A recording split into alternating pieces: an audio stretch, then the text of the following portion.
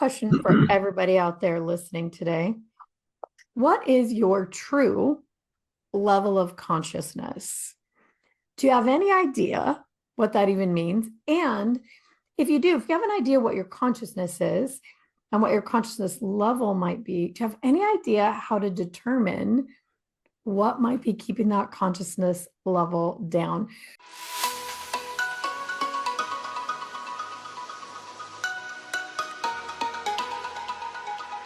Hi, I'm Liz Larson. And I'm Bill McKenna.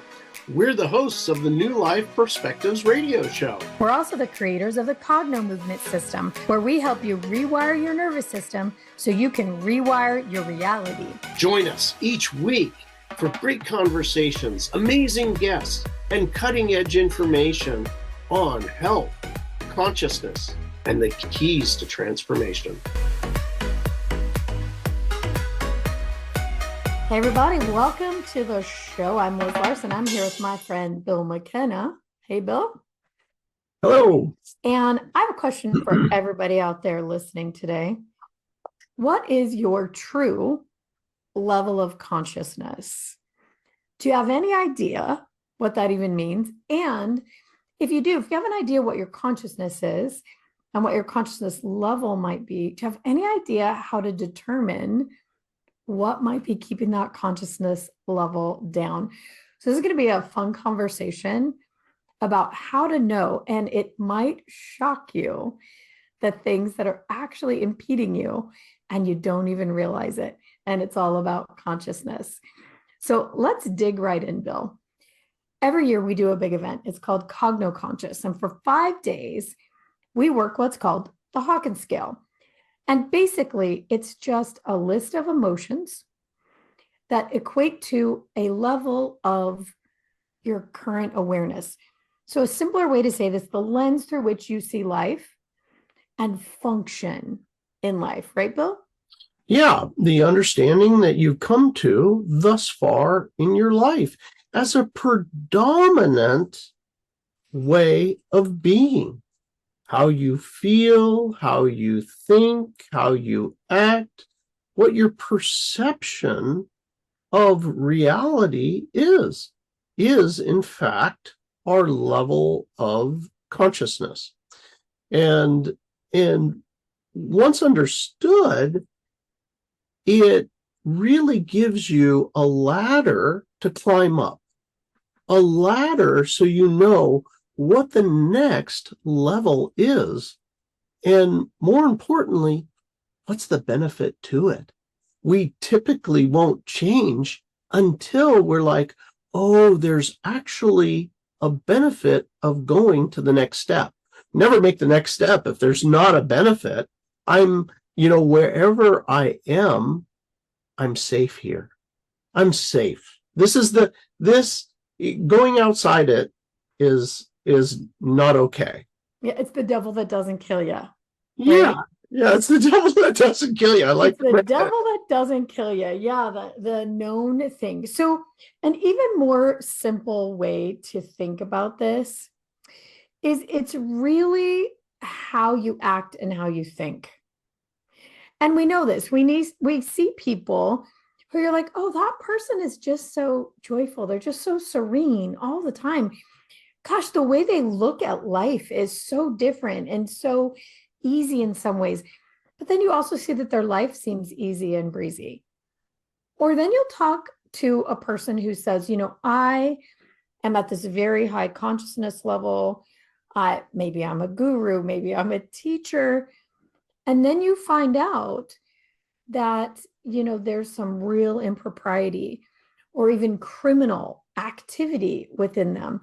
People are confused. They're like, wait a minute, this person has been living this great life, but somewhere underneath, they have a neural pattern. We would call it a life action and thinking pattern, somewhere way down in shame or guilt or apathy or grief or fear, desire, anger, or even pride, that is actually running the show. And that's what we're going to be talking about today. How do you know what is actually running your show in a way that you don't realize? So at this event, it's 5 days, and we work through every one of these levels. I think there are 17, 16 or 17. It goes from shame to enlightenment. And we work them through with cognitive movement. And what we find is that even in those upper levels, which are courage, neutrality, willingness, acceptance, reason, joy, love, peace, enlightenment. I got love and joy backwards. Even at those levels, people run into a bit of trouble. And so we'll talk a little bit about that. So let's dig right in. How does a person know if shame is the lens through which they're thinking and acting in life? This one's a super interesting one. This is incredibly interesting because it's hidden. It's hidden often when we grow up. We go from being a little kid to a teenager to an adult. Things happen. We did some things. We were told some things. We were educated that we were to be ashamed. And when we grow up, we kind of maybe forget about it. You said something really important, and that is there are all of these people that you might see as enlightened teachers, but then come to find out that they're doing some things behind the scenes that are maybe, shall we say, in conflict with their ideals. And it's very, very simple. And that is that the thing that they skipped over, that they did not heal, like I'm beyond it, I don't need to work on that. Well, it turns out they do need to work on it because it becomes absolutely exaggerated as they ascend in their awareness. This thing about them becomes exaggerated. Their lust for power, or other things, finances, you name it, it all becomes exaggerated. Now, very specifically around the whole aspect of shame, how do you know? How do you know that you might be in shame? Well, you might get sick a lot. People that are running a consciousness, a sub-program of consciousness, might find themselves ill a lot. Well, here's one. You might have embarrassment all the time. You might be that person that is constantly embarrassed, humiliated, or just have an underlying feeling of misery, right? Just misery. So you might on your face be like, hey, I'm doing pretty well.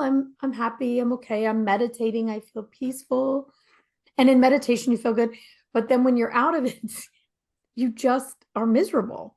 And it's the thought that runs in your mind. And you might tell people, I'm kind of miserable. So that's a way to know. The other thing is, if you have a big background in religion, if you have upbringing in religion, it's sort of built into you to have a bit of shame about everything, right? Oh, yeah. And it's the thing that people miss. It's funny, you're like, well, I don't feel ashamed. I'm not shameful. But then things like sexuality can be very shameful. Money, having money, a rich person might have money but be very ashamed, or a person who is poor won't get rich because they have shame, because we've learned through religion that we're not supposed to have it. Yeah. So those are some of the life areas.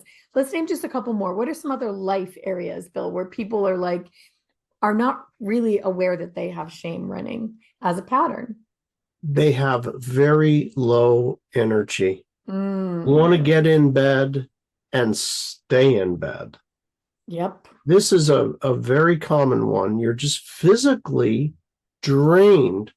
You know, my grandmother used to say, I'm not fit, nor able. And she spent most of her life in bed. And there were tragedies that happened to her as a child, epic, like, crazy Greek tragedies that were just horrible. And nobody really understood her. They just thought she was like that. But the truth is now, decades later, the truth has come out. And we found out things that happened, and we're like, oh, well, of course you're terribly ashamed. And of course you're going to want to spend your life in bed. Yeah. And the reason the person wants to stay in bed, the reason that there is a physical function of shame in the body is that it gobbles energy. It's at the lowest level of what's called the Hawkins scale. David Hawkins wrote this book, Dr. David Hawkins, and it gobbles your energy down to that level. It is an energy suck if there ever was one. And what's interesting about it is most people who have that one don't necessarily realize that that is what it is. And to make it really plain, everybody, it's a sensation. And in this case, it is a sensation of overwhelming exhaustion. Just exhaustion, not the energy to move, not the energy to think, not the energy to run around and do anything really. And for some of us, it isn't our whole personality. Most of us, it's not. Most of us are not laying around in bed completely, but we might have a day or two a week where we're like, I can't get out of bed. I just can't move. Yeah. Or you have that just dread of getting up and moving through the day. So that's how you know. So let's move on to the next one. We could talk about this all day. Each one of these levels are so fascinating. Guilt. I want to tell an interesting story about the level of guilt in a consciousness, seeing life through the level of guilt and functioning. And I was talking to someone recently who's really very conscious, very, very aware, does a lot of work in business, but gets to the point where the business might be successful, and he has many, many of them. And then all of a sudden something happens and it just fades. It just fades. And we realized that he had this pattern running, under the radar of destruction, the desire for it all to just blow up because there's so much pressure that once he gets into it, it's what he wanted, but then he's like, I just don't have the energy for this. And I'd literally like to blow shit up, is what he said. And that's right at the level of guilt. It's guilt and blame and condemnation or evil. So that's one way it can show up in you blowing your life up. I know that another person who does this gets to the point, gets a great job. They're really well liked. A few months in, they blow it up. Just like a nuclear bomb right in the middle of their life. But guilt's another one that's built in if you have a religious background that could be playing out. It's second up the list, but it's a very, very heavy energy. It just gobbles your energy. And if you're seeing life through the level of guilt, one of those things is also blaming others, right? It's everybody else's fault. Yeah, that is such an interesting realization that we got from Dr. David Hawkins. There's so many pieces of truth here. The piece of truth of blaming a person who is constantly blaming another or all the people around them. I had no idea that actually they have something in their background that they feel guilty about. Yeah. So this is something that once understood, you can start to have compassion for the blamer. They're at this level of understanding, and it's all they know. Dr. David Hawkins says we're all spokespeople for a level of understanding, this level of consciousness. It's like I'm going to advertise that I'm at guilt, or I'm going to advertise, that, and you should be, by the way, you should be guilty too. I'm going to blame you, and you should join me in this level of consciousness. Yeah. And that theme is throughout the entire spectrum of understanding. Join me, please. Yeah. And these levels of consciousness literally cloud everything. And just a reminder, I'm going to remind you on each one, it is a sensation in your body. That is the way that you express it. Your body will express this guilt through a sensation, and it's very unique and very, very familiar. And then it'll color the way that you act. It creates your actions and reactions, and literally the way you see things. So if you're at reason most of the time, the level of reason and understanding and meaning, but you have a side of guilt, that side of guilt will tilt the scales in a direction that holds you down, holds you back. And so a person at this level, if they're a blamer, they're blaming everyone, right? That will prevent them from actually moving forward themselves. When the body unhooks that neural pattern, that feeling of guilt, and it's gone from the body, the even the desire to blame goes away. Because what that person is doing really has nothing to do with me. And my looking at it and noticing it and focusing on it and obsessing about it holds me back. So in those higher consciousness levels, willingness, even neutrality, you just don't have the compulsion to do that, to be pointing the finger all the time, right? Yeah. And there's something so important. As you're listening to this is such an important level, because if you don't clear this level, if you don't process your guilt, what ends up happening is something extraordinarily simple, which Liz alluded to already. And that is that as soon as we are, let's say, if we're in a courthouse, you're declared guilty, the very next thing that happens is the punishment phase. So this is the nature of being a human. If I feel guilty, I will draw in punishment. And that looks like a financial collapse. On the brink of success, a collapse happens.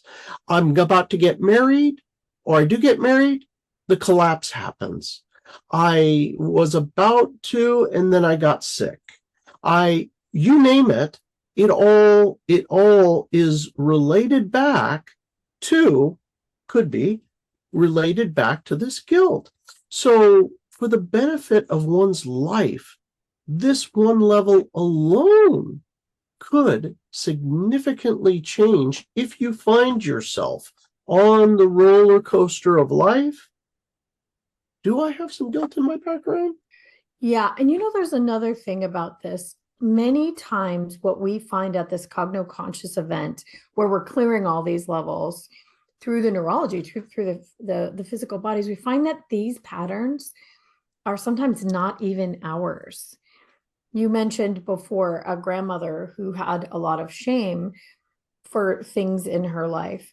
That can be passed on in a family, and it runs as a feeling. It's something we do. It's our things. It's how we function. And we do piggyback off of our family's neurological network, right? We learn from those. Sometimes it's not ours, or sometimes it's not true. A person can be guilty for something that happened when they were a child that really wasn't their fault, or maybe it was, but it was a childhood thing, and it still runs in the system no matter how old the person gets, unless the nervous system is corrected around it, unless it's shown you no longer need to run this pattern to keep me safe. So it's a fascinating one.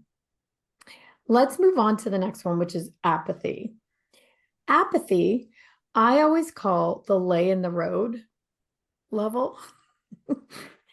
Apathy and indifference, like, I just don't care. And it's often the people you'll hear say, I don't feel anything. I'm disconnected from my body. I I just don't have the energy to move and do anything, and I don't even care to do it. What's interesting is this is actually a higher energy level than shame or guilt, weirdly, but it's also really the notable part of it is this feeling in the body of hopeless. It doesn't matter. Why should I do anything? No matter what I do, it's not going to work out. Eeyore is the level of apathy, right? Mhm. Eeyore, he's like a what plummy. Well, it's Yeah. not going to work out anyway. Apathy is kind of a dangerous one, I think. I think in apathy, we see a lot of people wanting to end their life, even there's so much despair within apathy, even though the sensation might feel like it's completely flat. Yeah. It is as if we've abdicated all of our power over to another. I'm powerless. And in fact, we are at that level. I've given up all hope. And at this level, whoever it is, whether it's the government or whether it's the people in your family, you've completely given up, and not in a surrender type of love based at the very high levels of consciousness, but you find a feeling of condemning that goes along with this. You feel condemned to this existence. Let's take our first break and stay tuned because when we come back, we'll talk a little bit more about this level of apathy before we move on to the level of grief, which I think a lot of people are going to be able to relate to. So stand by. We'll hear from our good sponsors and we'll be right back.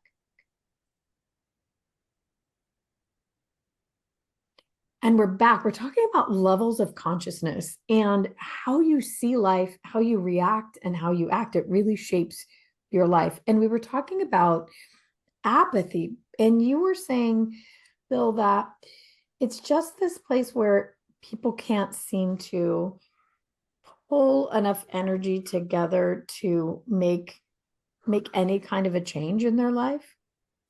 Any sort of difference, you feel powerless. Yeah. And powerless sucks. That's a terrible feeling, isn't it? Feeling like you just can't move the scale in one way or another. And I think this one, the process is abdication. What you said, like giving up.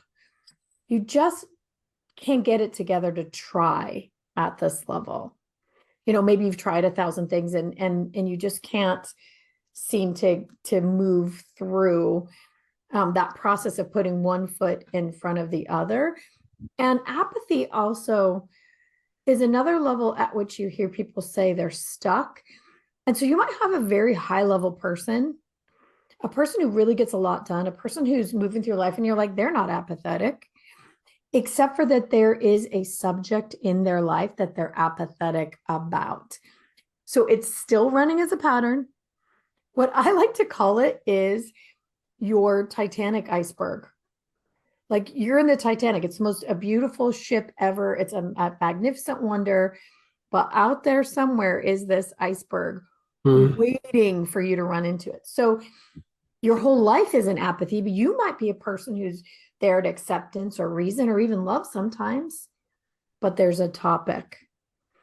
And that, Titanic iceberg, that is the thing that is going to draw you down and prevent you from moving to the real place in your life that is available for you without it. So just a reminder, everybody, these things just drain your energy. And to illustrate the drain, one of the things that Dr. David Hawkins had come up with is a numeric value for each one of these. And it's a logarithmic scale. So with each jump up with the number, then there is exponentially more and more power. But this is extremely low. To give perspective, the scale goes from 20 to 1,000, and shame is at a level of 20. Your guilt is at a level of 30. Apathy is at a level of 50.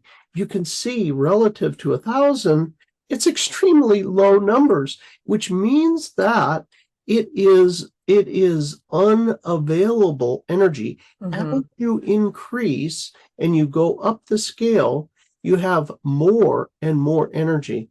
We actually had tested this with the BioWell, where we can test the voltage in the body.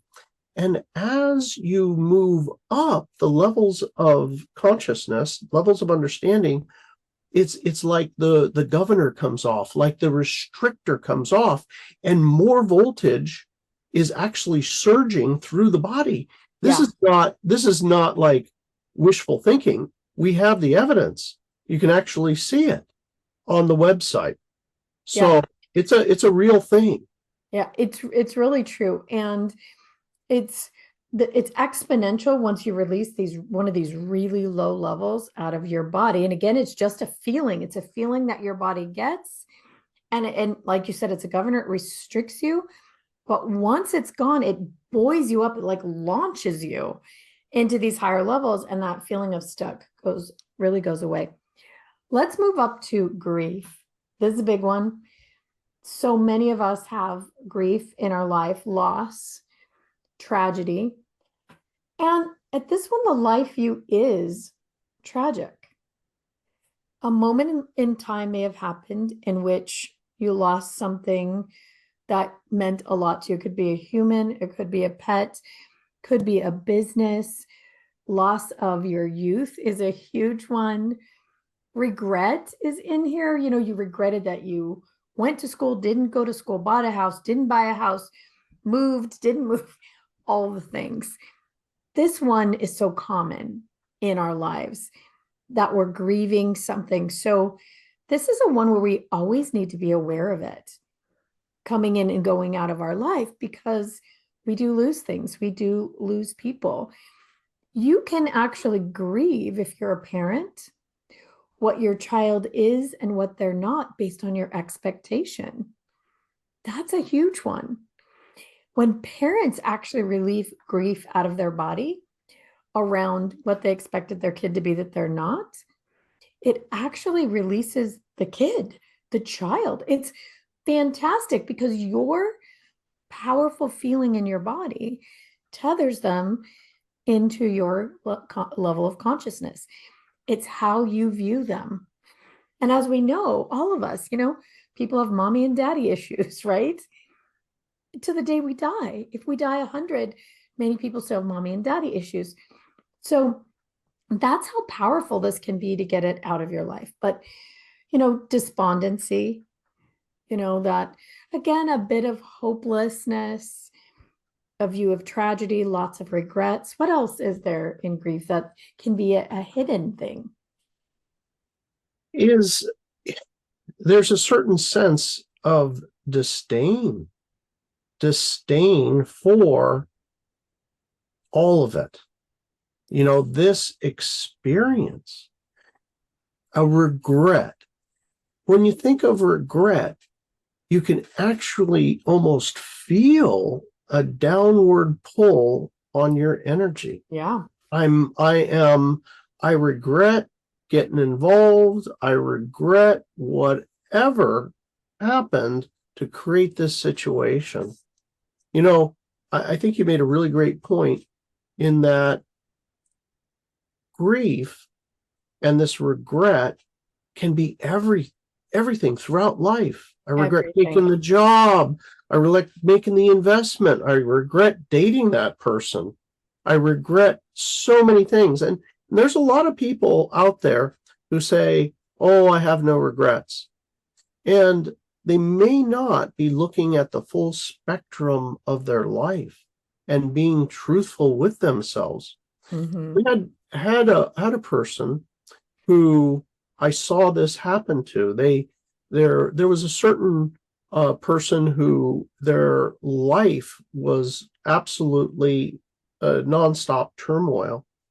And what about, we talked about the level of consciousness of grief and shame and that sort of thing. And they were like, no, ain't got nothing. And we ended up doing the cognitive movement techniques and uncovering, all of a sudden it was like a trapped segment of time that they forgot about, because we access different parts of the brain neurologically through multiple different techniques. And when we access the parts of the brain, it's like, oh my God, of course I have these, shame and guilt about everything. And the most interesting thing was that once that regret and all those things were uncovered and had a chance just to leave, we just made an opportunity for it to leave and move on and be rewired. Their life took off. They were an actress and they wanted a global deal, but life was constantly a problem. And the next thing you know, it was like, within 24 hours, a global deal had exactly what they thought and wanted had showed up. Like, oh, hi, I own a global network. Would you please do a show for me, please? And this is what becomes available.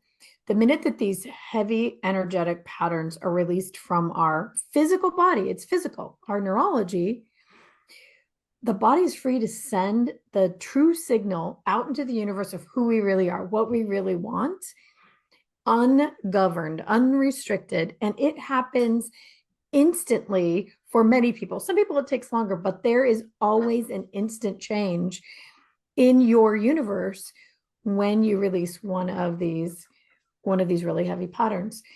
On grief, here's one that's super interesting.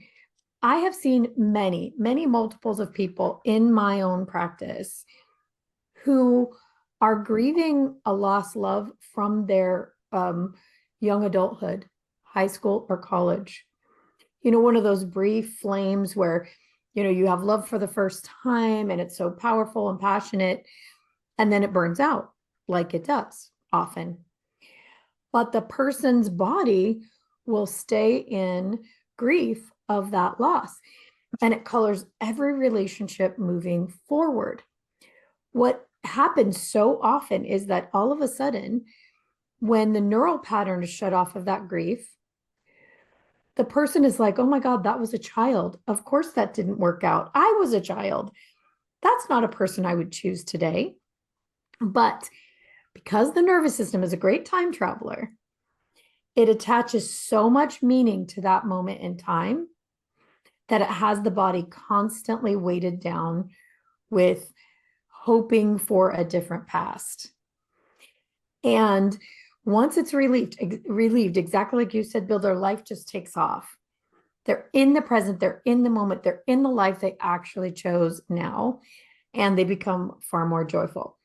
Let's take our next quick break. And when we come back, let's talk about the big one. We talked about this all day last week. It's fear, anxiety, withdrawal, fright. All right, let's hear from our great sponsors, and we'll be right back. All right, we are back, and we are talking about a huge event that we have every year called the Cogno Conscious event. And at that event, we clear these big chunks of emotion that everybody has, but may not realize that it's running a big pattern in their system and just gobbling energy. It's a 5-day event. It's one of the hardest things you'll ever do in your life, but also the most fun, the most rewarding, and the thing that changes lives faster than anything I've ever seen, because it's so condensed. We're doing the work for 5 days to physically, neurologically get rid of these heavy, weighted down patterns. And it changes who you are. It changes your consciousness level. It changes the life that you can see. Your reality literally becomes something different. Were you going to say something about that, Bill? Yeah. When we say change those patterns, we're not joking. These are actually proven, National Institutes of Health, proven techniques that will change your neurology and process these emotions. Each and every technique, and there's a lot of them, are all used simultaneously in conjunction with each other to create these shifts. So it's not a hopefulness, not a wishing, and not trying to talk yourself into something else. We're not doing any of those things. We're not telling you how to feel. We're actually telling you to feel the way you feel. Yeah. Feel your shame, feel your guilt, feel your grief, all of those things for your entire lifetime. And then we utilize these scientifically proven techniques. You can see the research on the research page at Cognitive Movement. They work. So anyway, that's what happens. You can imagine it is a tremendous shift because you're talking about 5 solid days of working through your entire life. And cognitive movement really is the world's foremost neurohack. If you've heard the term neurohack, it's a way into your nervous system, the thing that basically runs your life, your reactivity, the way you take in information, the way you see the world, because it uses all of your senses simultaneously, including a sense you probably didn't even know you had, which is your ability to learn, all the parts of your body that combine to help you learn a new way of being. So it is a fantastic event, and you are all invited. So let's move on to fear. Fear is a level of consciousness that I think most people these days on the planet are seeing the world through this lens. It is the thing that is driving everything you see on TV, everything you see in the news, everything you read, and most things that people are talking about. And fear includes that emotion of anxiety, anxious all the time. Your heart's racing. You might be sweating, right? It's that feeling of being a bit out of control. And actually, its function acts like shock in the body, which shock reroutes all the energy, all of it, to a fight or flight response: run, hide, get bigger than, get smaller than, and does not leave any energy left over for healing, creating, being in love, being in joy, any of the things that you would want your energy to be doing. The body can't do that because it's focused on basically getting a lion off your butt. There is no lion, but there's 1,000 other things coming at you. So this one's a big deal, right? This is a huge deal. And just to give you perspective, we're not saying anything new here. What do I mean by that? 2,000 years ago, when maybe it was less than that, but there was the Bible was put together, and I'm not biblically, but I'll tell you one thing that I know. It was the number one thing stated in the Bible repeatedly. It's actual scientifically, you get all the data. The number one thing they said: do not fear. They knew it back then, and it's just as true today. Fear shuts down the brain neurologically, and we only see one perspective, and we think it's right. Mm-hmm. It's absolutely correct. So you can imagine with much less fear, it opens up lots of possibilities. Fear is known that the process that we're in when we're in fear is withdrawal. The greater the fear, the more withdrawal. Literally, you'll stop communicating. Ever notice how in a relationship, when things are not going very well, people stop communicating? They're in fear. Everybody's in fear. And it's merely this whole neurological, biological mechanism that we have as a human. And as we let go of our fear, we'll actually begin to connect the dots, literally, neurologically in our brain. And we'll be able to see new perspectives and laugh. Laughter. Laughter becomes possible. Yeah. And, this is something that Bill and I see all the time when working with individuals and our practitioners at our events as well, is that when a person's anxious feeling is released from their body, and that's all it is, it's a neural pattern running a very particular feeling in your body, that the world opens up for them. The world opens and you are able to do things that you absolutely could not do in the past. And one of the big things about fear and anxiety now is that the kind of fear and anxiety people have is debilitating. And we have whole generations that are functioning through this lens of fear. So think about the decisions you make in fear. Are they good decisions? Rarely, unless they're made when you're literally trying to get yourself out of the way of a bus, or lifting a car off a kid. When you're in an emergency, fear is important. Our body uses fear to keep us safe and alive, and you need it momentarily. And that's the thing I want to say about all of these lower levels of emotion. They are needed, but very temporarily. They're supposed to work through your body. You do what they need to do in the moment, and then you let them go. But the problem is we get stuck in it. Yeah, it's there is a moment in time of resourcefulness of every level of consciousnness. Yeah. For example, guilt. Guilt has a shelf life of exactly 3 seconds. I'm off course. I'm off course. I shouldn't do that. Okay, I'll stop doing that. I'm going to go do this.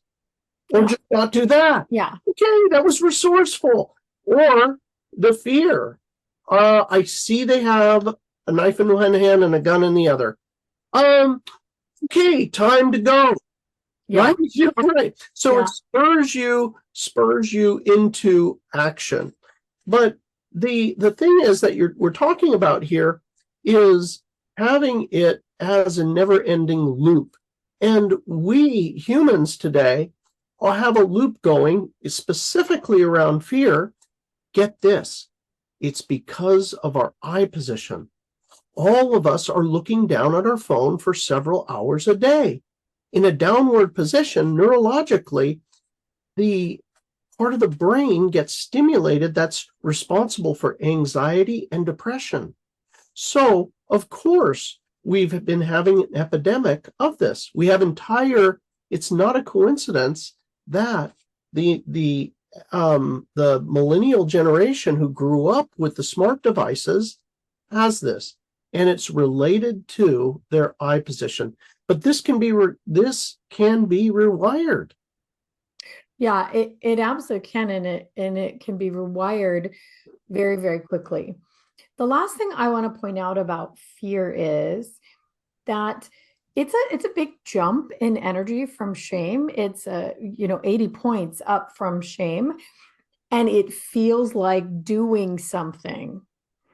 When you are anxious, there is this thing that goes on in your mind, like you've actually accomplished a lot of things, and yet you've accomplished nothing because you really don't have your prefrontal cortex or frontal lobes to do those creative things to work well.